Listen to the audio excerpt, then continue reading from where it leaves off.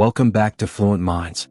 Today we are addressing the silent epidemic of 2026, the Great Exhaustion. For the last decade, we have been sold a toxic definition of productivity. We were told that to be successful we must be always on. We were conditioned to believe that a busy calendar is a badge of honor and that responding to a Slack message in 30 seconds is a sign of high performance. We have become victims of pseudo-productivity, the performative display of work that yields no actual substance. In this masterclass, we are deconstructing the latest work by Newport, Slow Productivity. This is not a call to do nothing. It is a radical architectural shift in how we approach our life's work. Newport argues that if you want to produce masterpieces, whether in engineering, writing, or business, you must stop mimicking the speed of a CPU and start embracing the natural cadence of the human soul. It is time to stop running in the digital hamster wheel and start building monuments that last. Volume 1. The Pseudo-Productivity Trap Section 1. The Historical Invention of Being Busy. In this opening volume, we must trace the origins of our current misery. To understand why we are so exhausted in the 2026 economy, we must look at the transition from industrial labor to knowledge work. For most of human history, productivity was tangible. If you were a farmer, your output was grain. If you were a factory worker, it was the number of units assembled. However, as we moved into the knowledge era, the output became invisible. How do you measure the productivity of a strategist, a coder, or a designer? Because managers, and even individuals, couldn't see the thought process, they looked for a substitute. That substitute became visible activity.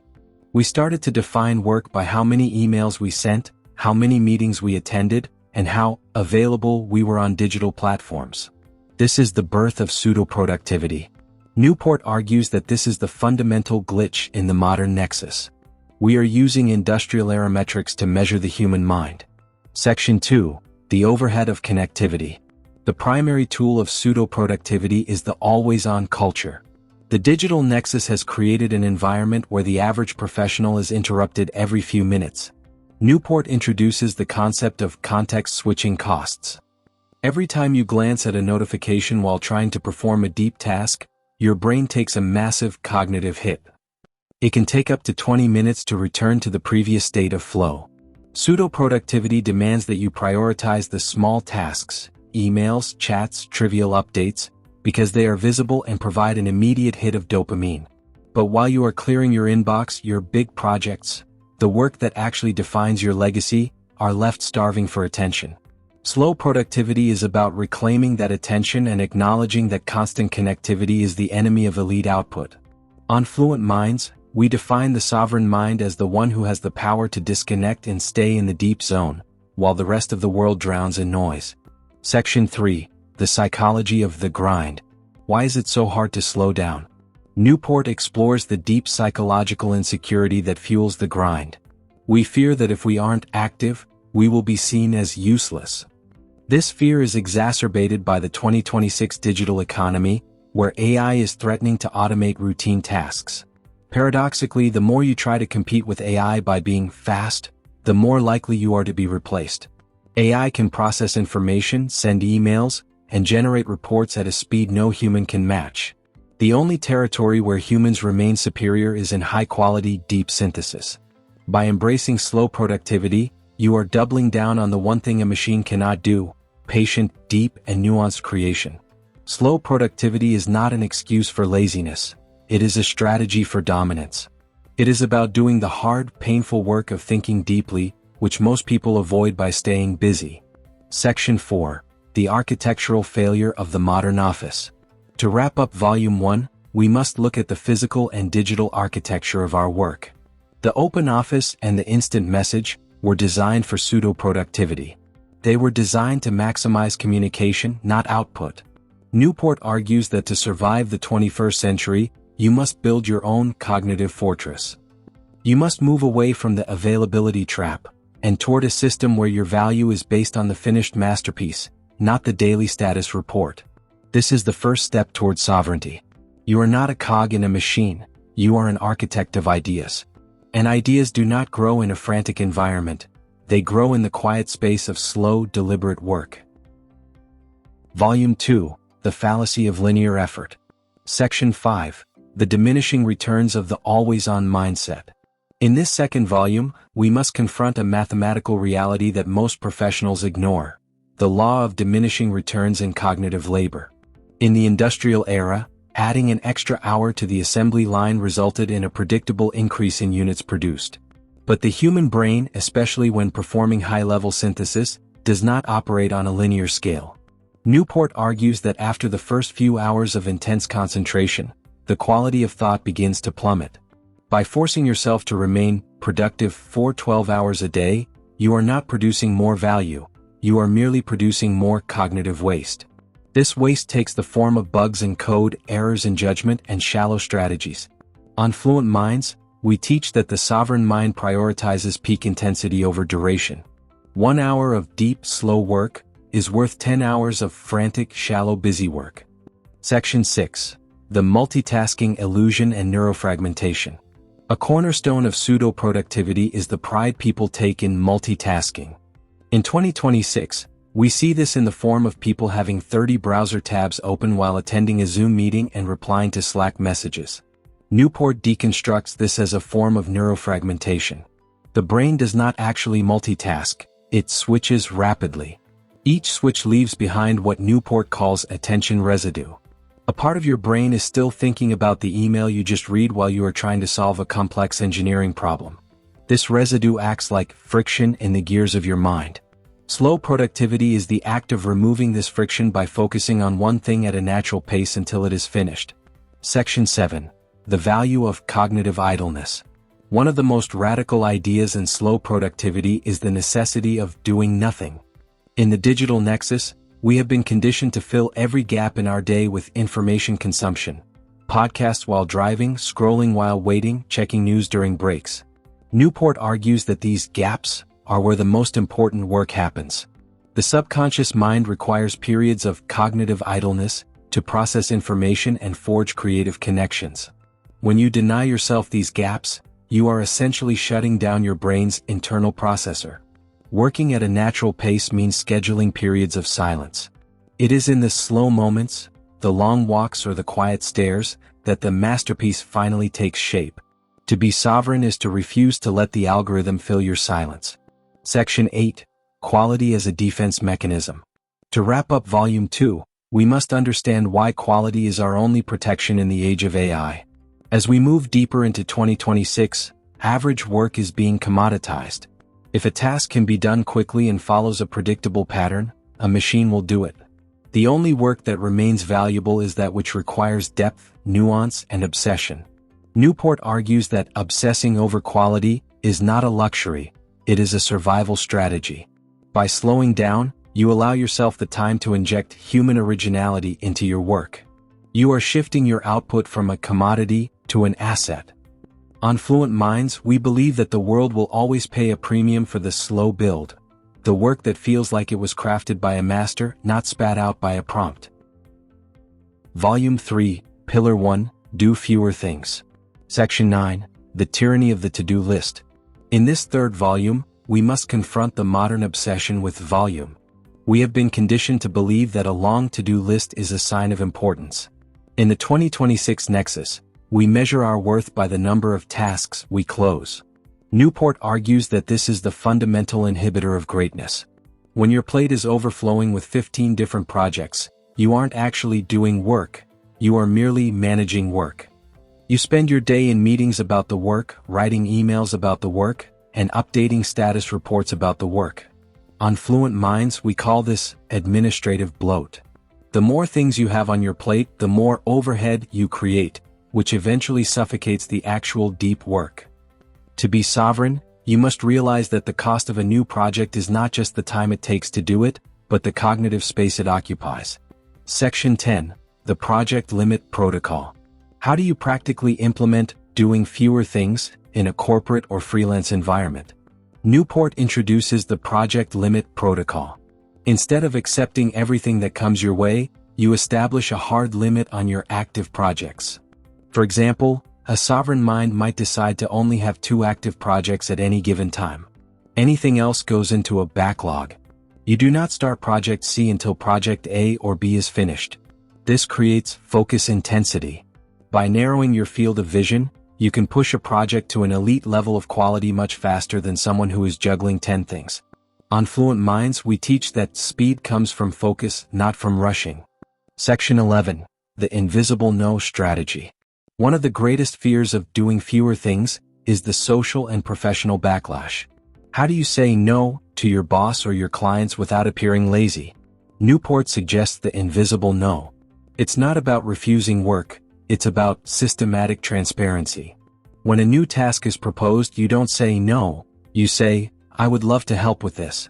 Here are the 2 projects I am currently obsessing over to ensure they meet our elite standards. If this new task is a higher priority, which of these 2 should I move to the pending queue? This forces the other party to acknowledge the reality of human bandwidth. It shifts the conversation from, are you willing to work? To what is the most valuable use of your mind? Section 12. The Masterpiece Selection Criteria. To wrap up Volume 3, we must discuss how to choose the few things you will do. If you are going to do fewer things, those things must be masterpieces. Newport suggests a selection filter based on 2 questions. Does this work require my unique highest-level skill? Does this work have the potential to become a monument in my field? If the answer is no, it should be delegated, automated, or discarded.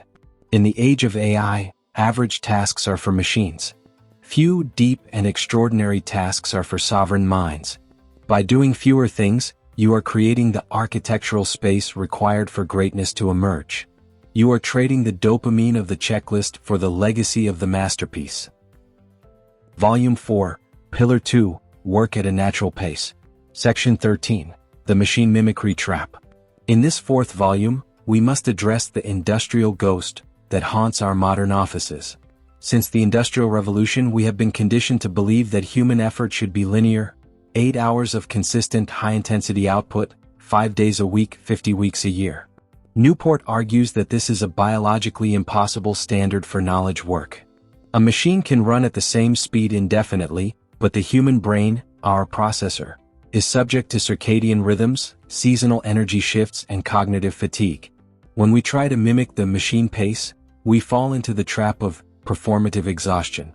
We stay at our desks, but our brains have checked out hours ago. On Fluent Minds, we teach that the sovereign mind respects the internal battery. You do not force the system when the charge is low. You recharge so you can strike with full intensity when the time is right. Section 14. The Seasonality of Human Cognition. Newport introduces the concept of strategic seasonality. If you look at the greatest thinkers in history, from Charles Darwin to Isaac Newton, they did not work at the same pace every day. They had seasons of intense execution followed by seasons of fertile rest. Working at a natural pace means acknowledging that your year should have cycles. There are months where you push a project to completion, the sprint, and there are months where you focus on research, reflection, and recovery, the incubation. In the 2026 economy, the always-on worker burns out and becomes mediocre. The sovereign mind pulses, moving between high-stakes work and deep rejuvenation. This pulsing allows you to maintain a high level of quality over a 40-year career rather than burning out in 5. Section 15. The Hurry Virus and the Death of Innovation. Why are we always in a rush? The digital nexus has infected us with the hurry virus. We feel that if a project takes 3 months instead of 3 weeks, we are failing. Newport argues that this artificial speed is the enemy of nuance. When you hurry, you take the path of least resistance. You use cliches, you follow the crowd, and you ignore the complex details that lead to true breakthroughs. Working at a natural pace allows for incubation. It gives your subconscious mind the time to connect disparate ideas. On Fluent Minds, we believe that speed is for the replaceable, pace is for the indispensable. By slowing down your daily rhythm, you actually speed up your long-term progress because you stop making speed-induced errors. Section 16. The Architecture of the Natural Day. To conclude Volume 4, we must redesign the unit of the day. Newport suggests that instead of filling 8 hours with work-like activities, we should focus on variate intensity. This involves the deep peak, a 3 to 4 hour window of absolute focus when your biological energy is at its highest. The restorative gap, a complete disconnection from the nexus, no emails, no social media, to allow the brain to reset. The administrative shallows, a short, dedicated time for the pseudo-productivity tasks that keep the system running. By working at this natural pace, you are not being lazy. You are being sustainable. You are treating your mind as a high-performance instrument that requires tuning and rest, rather than a hammer that you use until it breaks. Sovereignty in 2026 is the power to say, "The work is done for today," and mean it. Volume 5, Pillar 3, Obsess over Quality. Section 17, Quality as the Sovereign Fortress. In this 5th volume, we must establish a hard truth for the 2026 economy. Mediocrity is a death sentence. As AI models become more adept at generating average content, code, and strategies, the market value of anything that is merely good enough is plummeting to zero. Newport argues that obsessing over quality is your only defense. Quality is a fortress because it requires a level of human synthesis, intuition, and deep historical context that a machine cannot yet replicate at scale. On Fluent Minds, we teach that you should not fear the AI. You should fear your own tendency to produce shallow work. When you obsess over quality, you move your output from the commodity zone to the sovereign zone, where you dictate the price and the pace because nobody else can do what you do. Section 18. The struggle is the signal. Why do most people avoid the obsession with quality? Because it is psychologically painful. To produce something of elite quality, you must stay in what we call the zone of frustration for much longer than the average person. Newport explains that the feeling of struggle when you are trying to solve a complex problem or refine a piece of work is not a sign that you are failing. It is a sign that you are creating value. The struggle is the signal that you have moved past the shallow work that everyone else is doing. Working at a slow, natural pace gives you the cognitive margin to stay in this frustration until you reach a breakthrough. To be sovereign is to embrace the discomfort of perfection. Section 19. The feedback mirror and the death of ego. Obsessing over quality requires intellectual honesty. You cannot produce world-class work if you are shielded by your own ego. Newport emphasizes the importance of the feedback mirror, exposing your work to the harshest, most competent critics in your field. In a world of pseudo-productivity, we hide behind busyness to avoid being judged on the merit of our results. But in slow productivity, since you are doing fewer things, you have no excuse for mediocrity. You must look at your work and ask, is this truly the best that can be done? On Fluent Minds, we believe that the sovereign mind is a perpetual student, constantly seeking the painful truth that leads to elite mastery. Section 20. The Economy of the Masterpiece. To conclude Volume 5, we must look at the long-term ROI of quality. Newport suggests that one masterpiece is worth 1,000 average tasks. A masterpiece builds what we call reputational compound interest. It becomes an asset that speaks for you while you sleep. When you focus on quality, you are shifting from a transaction-based career to an asset-based career. You stop being a laborer who trades hours for dollars and start being an architect who creates value that lasts. Working slow is the only way to ensure that every brick you lay is perfectly placed. In 2026, the world doesn't need more content, it needs more craft. Volume 6. The Psychology of the Long Fuse. Section 21. Decoupling effort from immediate feedback. In the digital nexus, we are conditioned for short fuse feedback. Every post gets a like, every email gets a reply, and every task gets a check mark. This has created a neurological addiction to immediate validation. Newport argues that slow productivity requires a long fuse. You must be able to work for weeks, months, or even years on a single masterpiece, without the world giving you a single hit of dopamine. On Fluent Minds, we call this epistemic endurance. The ability to remain motivated in the void between the start of a project and its final completion. The sovereign mind understands that the value of the work is accumulating in this silence, and that the loudest applause always comes to those who were quiet the longest during the craft. Section 22. The Flow Paradox. We often think of flow as something that happens when work is easy or exciting. Newport challenges this, suggesting that true flow in slow productivity often happens during the struggle phase. When you are working at a natural pace, you have the time margin to engage with a problem until it becomes an obsession. Sovereignty means not running away when the work gets hard. In the 2026 economy, people quit as soon as they lose flow. By slowing down, you give your brain permission to stay in the frustration. This is where the neuroplasticity happens, where your brain literally rewired itself to handle higher levels of complexity. Working slow isn't about avoiding intensity, it's about choosing which intensity is worth your life's energy. Section 23, the invisible progress metric. How do you know you're succeeding if you aren't checking off dozens of tasks? You need a new metric, the depth meter. Newport suggests that instead of counting outputs, you should count quality hours. Did you spend 4 hours today in a state of high-intensity focus on your masterpiece? If yes, the day was a success regardless of whether you sent a single email. This shift in metrics protects you from the guilt of inactivity that pseudo-productivity tries to impose. You are training yourself to value the invisible progress, the strengthening of the logic, the refinement of the prose, the hardening of the code. Section 24, Sovereignty over the urgency bias. To conclude Volume 6, we must address the urgency bias, the biological instinct to react to whatever is screaming the loudest. The nexus is designed to make everything feel urgent. A Slack notification from a colleague feels as important as a fire in the building. Slow productivity is the antidote to this bias. It is the conscious decision to prioritize the important over the urgent. By working at a natural pace, you develop a temporal distance from the noise. You realize that most urgent things are just people trying to offload their own anxiety onto you. To be sovereign is to have the calm of a lighthouse in a storm. You don't move just because the waves are splashing. Volume 7, The Sovereign Environment, Building Your Fortress of Focus. Section 25, The Physics of Deep Work, Beyond the Open Office. In this 7th volume, we must address a brutal reality. Your environment dictates your behavior.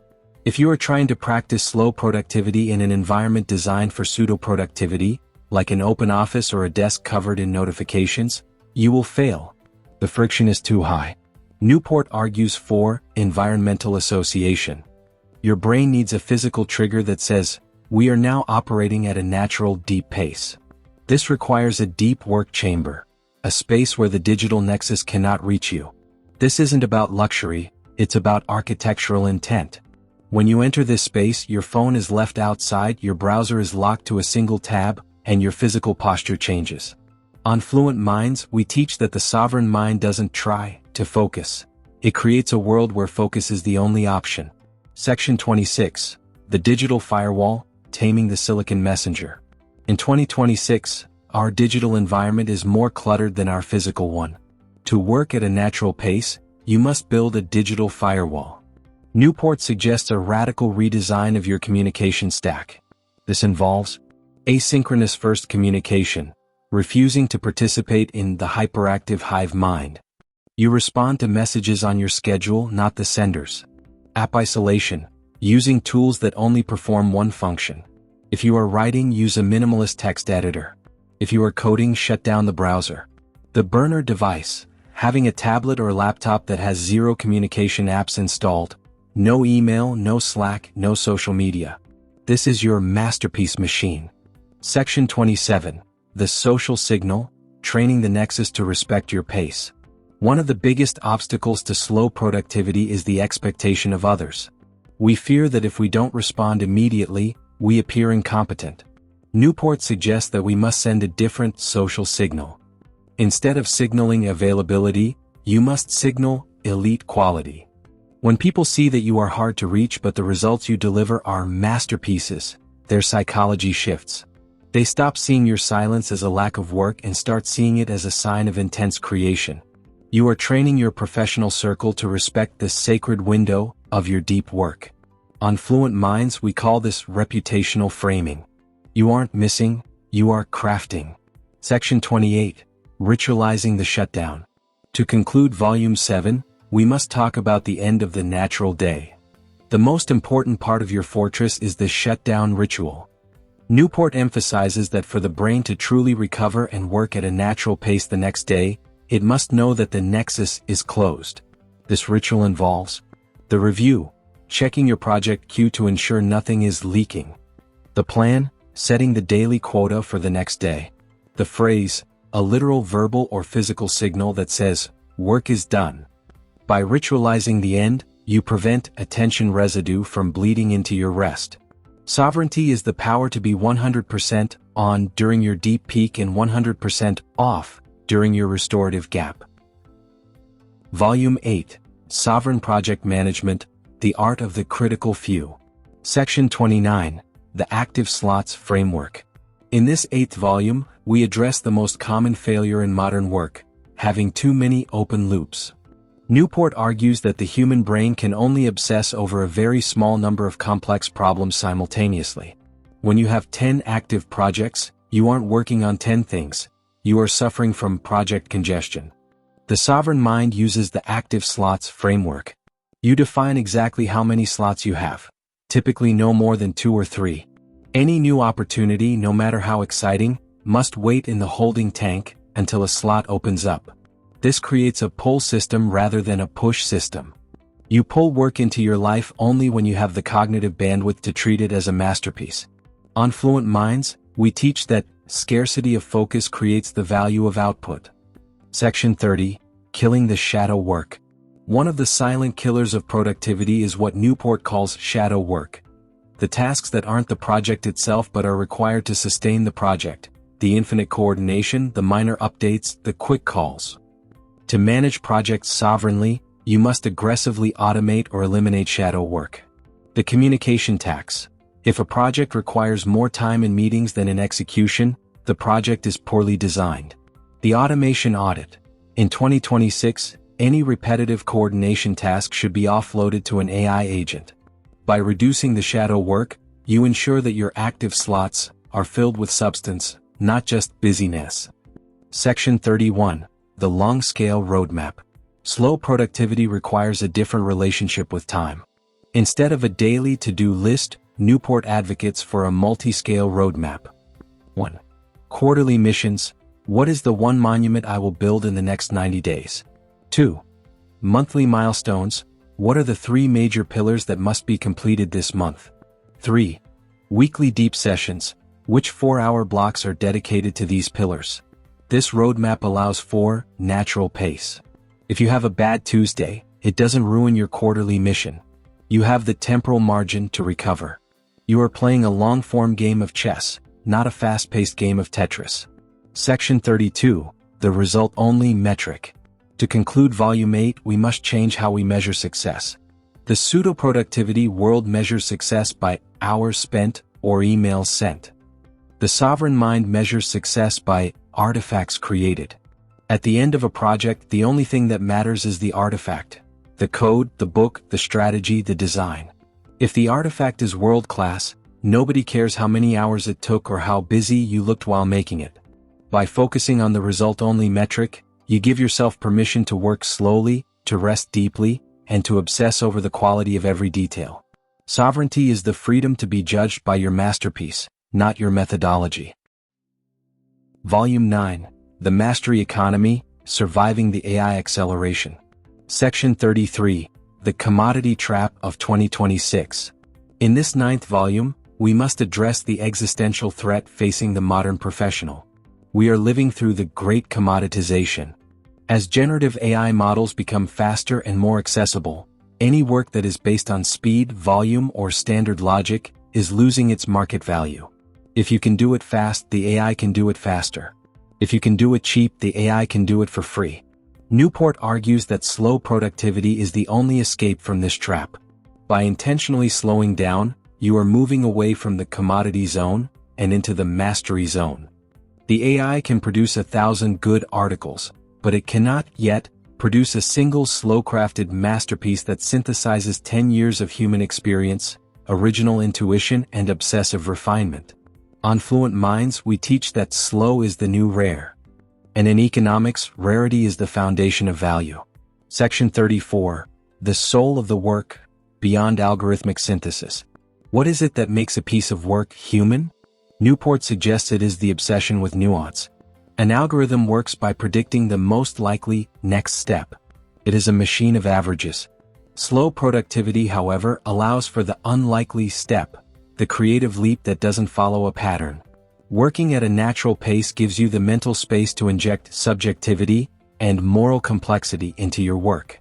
Whether you are an engineer designing a user interface or a writer crafting a narrative, The slow approach allows you to ask, how will this feel to another human soul? This level of empathy and craft is the ultimate Turing test of the 2026 economy. To be sovereign is to produce work that carries your unique biological and intellectual signature, something an algorithm can mimic but never originate. Section 35. Building a monopoly of one. Newport's philosophy leads to what we call the monopoly of one. When you obsess over quality and work at a pace that allows for elite mastery, you eventually become the only person who can do what you do the way you do it. In the slow economy, you have no competition because nobody else is willing to put in the slow hours required to reach your level of depth. This is the ultimate form of financial sovereignty. You no longer have to beg for work or fear layoffs. The world comes to you because you possess a non-automatable asset, your refined, deep working mind. Section 36. The Reputational Moat. To conclude Volume 9, we must discuss the reputational moat. In the nexus of 2026, where everyone is screaming for attention, silence and quality become a powerful brand. Newport points out that the most respected people in any field are rarely those who post the most or reply the fastest. They are the ones who disappear for 6 months and emerge with something that changes the game. This reputation of depth acts as a moat that protects you from the volatility of the market. While the fast workers are struggling to keep up with the latest algorithmic shift, you are sitting safely behind your moat of excellence. On Fluent Minds, we believe that the less you say and the more you do deeply, the more you are heard. Volume 10. The Sovereign Legacy, Living the Slow Revolution. Section 37. The Finished Work versus the Ongoing Stream. In this final volume, we must address the ultimate psychological shift. The digital nexus has trained us to view our lives as an ongoing stream, a never-ending feed of tasks, updates, and communications. In this stream, nothing is ever truly finished, and therefore nothing is ever truly celebrated.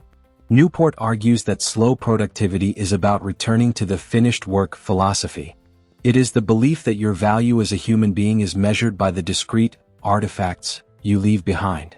Whether it's a book, a bridge, a piece of software, or a strategic business model, these are the monuments of your existence. On Fluent Minds, we teach that the sovereign mind ignores the stream and focuses on the monolith. By the end of 2026, the question won't be, how many emails did you answer? But what did you actually build? Section 38.